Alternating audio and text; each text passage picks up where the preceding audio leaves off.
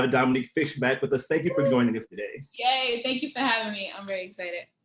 So I'm excited to talk all things about this film. It's coming out soon on Netflix. But first of all, I want to ask, how have you been holding up during quarantine and the pandemic? You've been going through a lot of changes.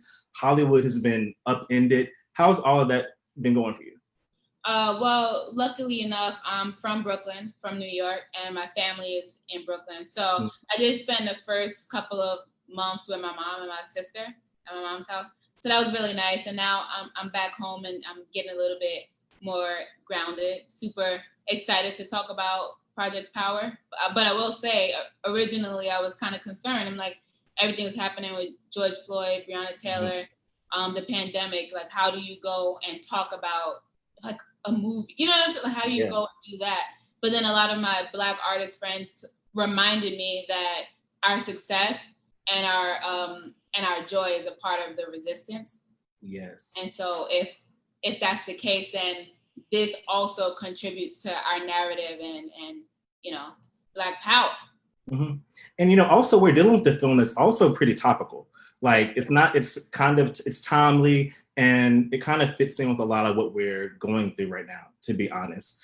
So talking about the film, I've seen it. I'm not going to go into too much detail because I can't, but it intrigued me when the announcement was first made, I guess a couple of years ago. Like we had no details about it. All we knew that it was a sci-fi project that starred Jamie Foxx, Dominique Fishback, and Joseph Gordon-Levitt. And I was like, I'm in. So how did you get involved with this project? Well, it came to me like most auditions come, like an appointment from your agency. And I saw Jamie Foxx and Joseph Gordon-Levitt were attached. And I was like, well, let me not get too excited because I got to see, like, is this girl gonna be able to, like, is she carrying the story or is she just like a couple of scenes and then like you forget about her? So I couldn't imagine that Robin's role would be as wonderful as it is. And also when I first read it, I was like, I'm a huge fan of like Man on Fire with Denzel Washington and Dakota Fanning and like Natalie Portman in The Professional. And so as I was growing up, I was like, oh, I want to do that. I want to do something like that. And then, but never saw a Black girl kind of fill in that spot. You know, like we don't see men kind of like doing anything to protect this young Black girl. Like in both those movies, they sacrificed their lives to make sure that they were good. And we didn't get to see that. So when I read the script, I'd be like, oh, it's like my Man on Fire. Like, you know. This movie has major Man on Fire vibes. You know what? This movie has major Man on Fire vibes. Yeah, but also I was like, well, not only that, but I get saved by Joseph Gordon-Levitt and Jamie Foxx. And then I also get to save them too sometimes, right? So like, it was kind of like, just like, God said, all right, you waited, you were patient, let me wrap it all up in this perfect gift. So I'm very excited. What was the experience like working with Jamie Foxx? I actually read an interview he did not too long ago with Entertainment Weekly, and he had all this praise for you. He said, you know, when we're thinking about who's going to be our next Regina King, our next Regina Hall, we're looking at, you know, actresses like you. So what's that like, you know, one, getting that praise from him, but also what was it like working with him on set? Yeah, I mean, I knew we had a great time on set. I got to go to, I had the best Halloween of my life while we were there. Cause like growing up in New York, you know, you don't really get Halloween the way they showed on Disney Channel, right? Like, you know, so I'm like, oh, they got haunted houses. We don't really have that. So we were in New Orleans, and New Orleans is like the perfect place to be if you're gonna, you know, celebrate Halloween. And so Jamie rented a bus, and Joe, we all went to this like Boo at the Zoo with their kids, and then we did haunted houses and zombie hunts and like swamps and like ghost trains. Then we had like a dance party, and Jamie held a dance contest. And it was really like everybody was dressed up. It was really like one of the Halloweens out of Disney, like Hocus Pocus or something like that. Wow. Yeah, so I was just like, I was really flawed. Other than that, on set, he always bigged me up, you know. So it was easy to feel like I was more than enough and that I had what it took, because he was always kind of like being like, oh, let me get my shit together, like stuff like that he would say. And Joe was the same way. And so yeah, what was the first? You had another part. It was working with Jamie on set. Your reaction to the way he gave you praise in the Entertainment Weekly interview. Yeah, see, like, it's almost like I hear it, but I'm trying to actually, like, grab it in. It's like one of those things where you're like, wait, is this, did he say what I think he said? And then he keeps saying it a lot. And so it's dope. I feel honored because I think so highly of him. He was somebody that I watched as a kid. My mom used to always watch the Jamie Foxx show. And I've had journals since I was like 10 and 12. And then recently I found one where I said, I just want to be like Jamie Foxx, like the way he gives back to his family. I must have read it somewhere or saw it somewhere. And I wrote that down. So I was like, oh, so when I got back to set, I definitely told him. Wow. That's a cool story. One thing that I can talk about from the film is that the music aspect of it. And people can check it out now if you haven't. It's on Strong Black Leads channels. And you also post on Instagram is the classroom rapping scene with Chica. Yes. And you know what? I need Netflix to get on this album drop for MC Robin Riley. I mean, right? Robin, everybody needs to pay attention. Rockin' Robin, you say I got that little that says Rockin' Robin on it. Yeah. I need people to pay attention to this. Are you a rapper? Like, because you seem like very, very natural in this. Can we expect to see, more rappers from you in future projects? They asked me that yesterday, and Jamie was like, "Yeah." So I said, "If Jamie Foxx is gonna produce it, I'm gonna do it." But no, I'm a spoken word poet. I started acting and writing spoken word poetry at the same time, and so rhythm and lyrics were always like conveying them in rhymes always came natural to me. But I kind of shied away from rapping. People used to be like, "Oh, your poetry sounds like rap," but I used to think that if I was a rapper, then I would have to focus on hits. And I was like, I don't want to focus on hits. I only write from my heart when I'm feeling it. They're gonna be asking me, you know what I'm saying? Like I thought it was gonna be that. But I really do love music. I'm learning piano, and I've been singing, and I really want to do something like how Lauryn Hill did the MTV Unplugged. Where she kind of rapped and she spoke, and it was just like natural, like authentic vibes, and not something crazy, but just like playing the piano, singing a little bit. I really want to do that. Yeah, but so rapping it's just kind of, it feels, and then I got to do the end song, and I went into the studio with the producer Lito, like it was quarantine, so he was on Zoom, but I was in a booth kind of like getting it, and like, what's it called when you like punch in and all that cool stuff. I was like, all right, this is kind of cool. So I feel like I've been avoiding rap and music in that way, and it's always been coming towards me. So maybe that means like you can't really ignore it anymore. Yeah. Maybe so. Maybe, once this comes out, everyone's going to be talking about things like, you know what, maybe I will. Maybe I will do it. Then Chica going to have to be my ghostwriter. y'all can be like a duo. You can be just okay, good. Yeah. I would love for you to talk about your one-woman show, because I've read so much about it and it sounds so intriguing to me. And for everyone unfamiliar, Dominique has a one-woman show where she plays 22 characters. Can you explain and talk more about this? Because I'm getting just from like reading about it, I'm getting major Anna Deavere Smith like vibes. I need to see this in a full-fledged production, televised stuff like that. But I want to learn so much more about the show. Thank you. Well, I wrote it to graduate from school as my thesis, and it kind of got inspired because a lot of times I would be the only Black person in my class. At Pace, and I was in a sociology class, and a white boy said, if African-American males in low-income communities dressed normally, they wouldn't be stopped by the police. And I was like, what? I was so frustrated. I was like debating with him, and I got so frustrated I was stumbling over my words, and I looked around and nobody could advocate with me. Like I was alone. So I thought, well, instead of getting upset, let me just use my thesis to like tell a story about people from neighborhoods like mine who don't get the opportunity to go to a private university, and I knew that I was going to this school to learn about other people's perspectives. So I like to believe that other people were coming to learn about mine. And if I like shied away from it because it was too raw or too rough or too much cursing or whatever, then I would be doing a disservice to the people who come from neighborhoods like mine. So I really took that to heart. Like one of my characters, his name is Tyshawn, and when you meet him, he's like rolling up, you know what I'm saying? He's like rapping Tupac lyrics, but then by the end of the scene, you realize that he's so grounded in current events and what's going on, and he actually likes spoken word, and he's like, yeah, I think it's rap, and I'm actually a poet. I'm actually a poet. Like, so he has that thing, and like by the end of the scene, the audience thought he was one way, and then when you meet him and get to know him, then you see that he's a different way. And I felt a huge responsibility in that, because I think a lot of times with statistics, we don't get to see a face. We don't get to see who they love, what they love, who loves them. Yeah. Things that make them happy. We don't get to see that. We just see a face. We see a mugshot, maybe. You know what I'm saying? So I wanted really to like show this hood dude, but then you get to see that, oh, he actually loves The Notebook. Like that's one of the things that it's like a running joke where he's like, well, I can't like The Notebook.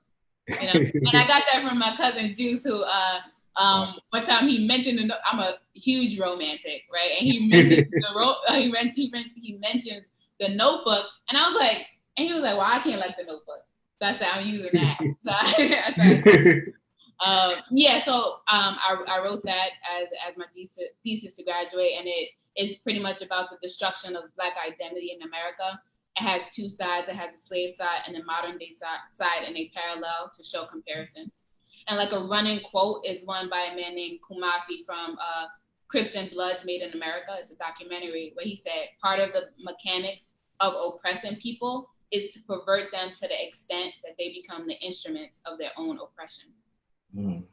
And so I kind of, that's something that kind of sprinkles throughout the play, so we can remember that this is all a part of the mechanics of oppressing people. So when you look at a neighborhood like mine, like East New York, and you say, somebody could easily say, oh, well, look what they're doing. Look at how they're living, or whatever it is. But part of the mechanics of the oppression that they put on us for centuries was so that we can then start doing it to ourselves. Yeah. That's pretty much what the show is about. I feel like there's a lot of mechanics that we're going through now when we're realizing certain political events happening. It's like it's been happening for years and years and years. So I feel like that's definitely something that deconstructs that, particularly during this time. So if anybody's listening that wants to do bring this Broadway or something when we come back. Right? Needs to be on Broadway 2020. Yes, needs to be if we go back, Broadway is not. I don't think Broadway's gonna go back in 2020. It's unfortunate. I got to see two plays when I got here. I got to see Slave Play, and I got to see. Did you see Age? No.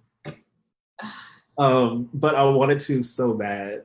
But I can't think of the other one I saw. But I was glad I got that experience. And I can't wait to, and I'm hardest with all of the people on Broadway, especially now during this time. I'm hoping that, we could come back, and then it'll be even better once everyone returns, and it'll be so great. Yeah. And Project Power is not the only role you have coming up. We have Judas and the Black Messiah coming soon, the Fred Hampton film. You have Daniel Kaluuya, Lakeith Stanfield, Algie Smith, Ashton Sanders, Jesse Clemens, the Stat Class, including you. What can you tease about that film? I don't know if I can tease anything. Tell us about your character. Okay. Because we know it's a real life. So I played Deborah Johnson, who was Chairman Fred Hampton's partner, and the mother of his child.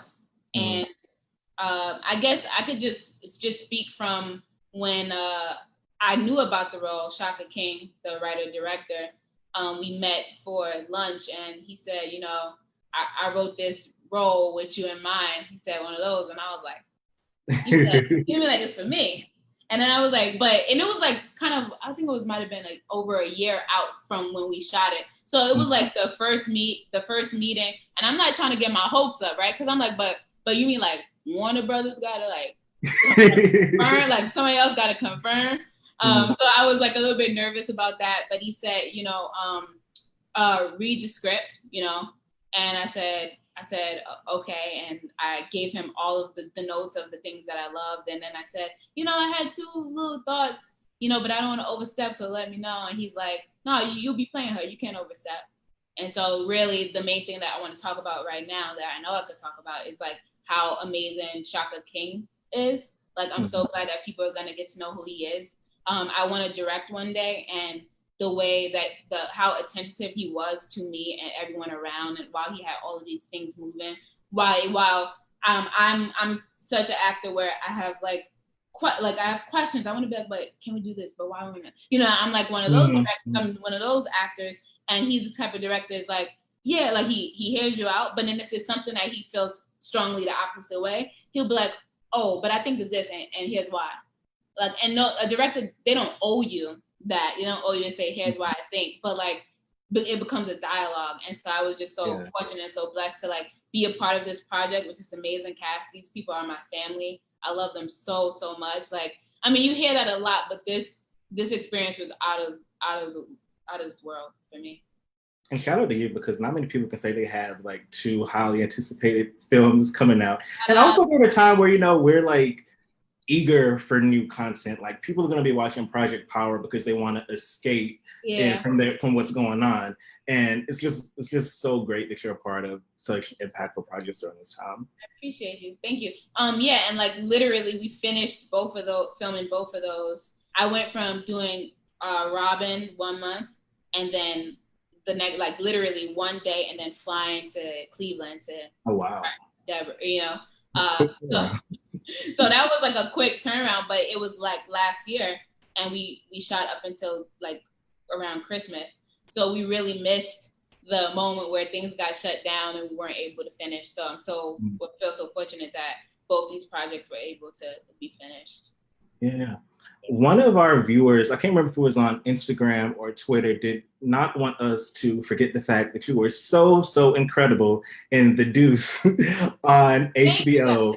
And I want to know, what do you think about people revisiting it during this time? Because, it has a lot to say about Me Too, and it has a lot to say about the way the growing need to humanize sex workers on screen. We've seen that a lot with Hustlers last year, and Katori Hall's amazing P-Valley, which is on Stars right now. And you're seeing these projects like showing them in a different light, and how The Deuce kind of like, was ahead of the curve a little bit. It was at a time where we were just getting on the wave, and now I feel like we're like kind of full in the wave. So what do you feel about people revisiting that, especially during a time like this? Yeah.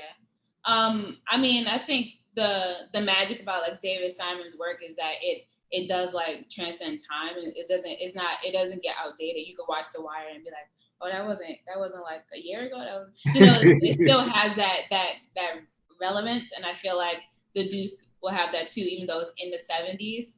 I remember when it came out, like I had sex workers DMing me on Instagram saying like, you think like I've read a book with one of my Johns before, like, thank you guys for like showing that the difference, how different we are and like our humanity and stuff. Yeah. So I mean, I didn't think of the responsibility when I was doing it, and then when it aired, then I saw how much it touched people and how much it represented people that have not been able to be seen in the light that they probably wish or hoped that they would get, get more perspective, yeah.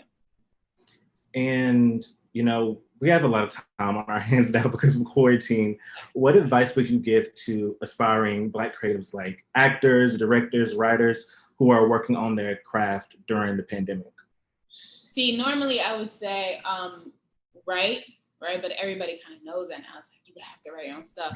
I started writing and acting at the same time, so like that's always been hand in hand for me. I feel fortunate about that. So honestly, I would be like, ask your mother or your father, or look at your birth certificate and find out what time you was born. Okay, like the exact moment you was born, and then we're gonna need you to look into that astrology and get that birth chart, and then look into learning about the different houses that's represented in your chart, the different characteristics of the planets and the signs, and then figure out how it influences your life. There's something called a north node, which is what you're supposed to be getting to in order to fulfill your soul's purpose. And it's all in the chart. And so when you start looking into it, you go, oh, this is why I feel this way. Oh, this is why I have this relationship. Oh, if I become more Leo-like in this area of my life, maybe I'll excel a little bit differently. Got to get out of my comfort zone. Like it's really interesting. You can learn anything on YouTube. So that's what I was like I've been on it, and it's been really fulfilling me. Yeah. Yeah, so I'm like a newcomer to that. So I'm a Sagittarius, and Okay. like all of my life, I've never really identified with a lot of traits. I'm like, this doesn't make sense. But I found out recently because I downloaded the CoStar app, Uh-huh. and I realized that I'm an Aries moon and Okay. a Leo rising, Mm-hmm. and that kind of right. All that fire. And I mean, I still don't really get it, but I've been able to like piece it together more. And I feel like, okay, maybe this is why, I didn't really see this part of me, but like now that I know that I have this part, it kind of makes a little bit more sense. But it's interesting that you said that.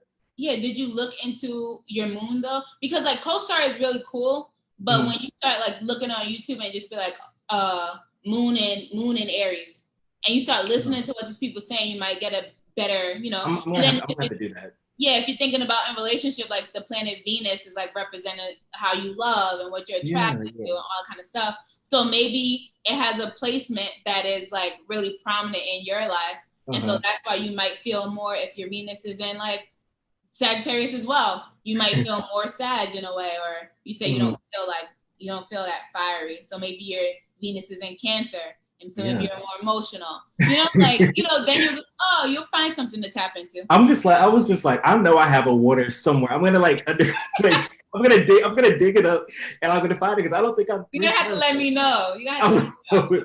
That one. Yeah, exactly. So for Project Power, what do you think will surprise people the most about this film? I think that the idea of superpowers, we're used to seeing it in one way, where like capes or like, or somebody having it for so long, when this film is really about the human connection between myself and Jamie's character and Joseph Gordon-Levitt's. So I think the relationships, the humanity, the emotion that's in it will surprise people. Because I think we're just thinking action film and sci-fi, and while it has all of that, it also has like heart. And I think you might feel a little bit. Did you feel a little bit? I felt a lot. Okay. I'm trying my best not to spoil anything, but I just can't wait to people see it. I feel like it's gonna be a lot of dialogue surrounding it. People are gonna be talking about, I'm just thinking of specific points in the movie where people are definitely gonna, so excited. Thank you guys for having me. Yeah, thank you so much. We appreciate you. Everyone check out Project Power on Netflix. And yeah, just stay tuned. August 14th. August 14th. Check it out. Thank you so much.